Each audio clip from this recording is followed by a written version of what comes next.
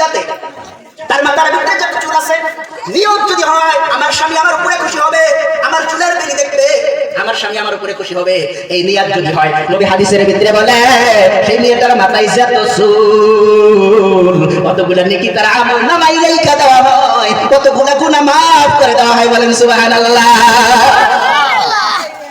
মা বোনেরা বিনীত থাকবো দূরের কথা, হাদিস গুলো দেখেন যে মেয়েটা মাথার ভিতরে একটি ক্লিপ বাঁধে, খোপা বাঁধে না, মা বোনেরা খোপা বাঁধে না, চুল ঘুরাইয়া ঘুরাইয়া বারে কে কার কামারে, ঘুরাইয়া ঘুরাইয়া কার কামারে, হীরা ওটা কে আর কার কামারে না, ঘুরাইয়া ঘুরাইয়া গুঞ্জা হয় খোপা খোপা বাঁধে।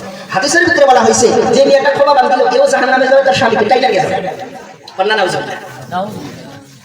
এই যে মা বোনেরা আপনাদেরকে দুই একটা সবক দিতেছি, এগুলো আমল করবেন, শেষ করে দিব, এগুলো আমল করবেন, একদম শেষ করে দিন, এগুলো আমল করবেন। টিকলি বান্দা, খোপা বান্দা, যে মেয়েটা খোপা বান্ধিল এই মেয়েটাও জাহান্নামে যাবে, স্বামীকে টাইনা নিয়ে যাবে।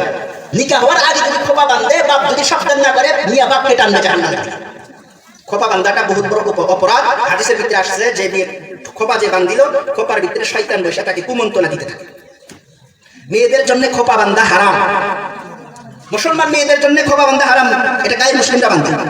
মুসলমান মেয়েদের জন্য টিপ লাগানো হারাম, এটা গায়ে মুসলিমরা দেয়। কিন্তু আফসোস হয় আজ মুসলমানের এমন হালত হয়েছে, পেট খালি পিঠ খালি কপালেতে এক টুকটা। আমরা মুক্তবে পড়ছি, মাদ্রাসায় পড়ছি, আলিফ খালি বা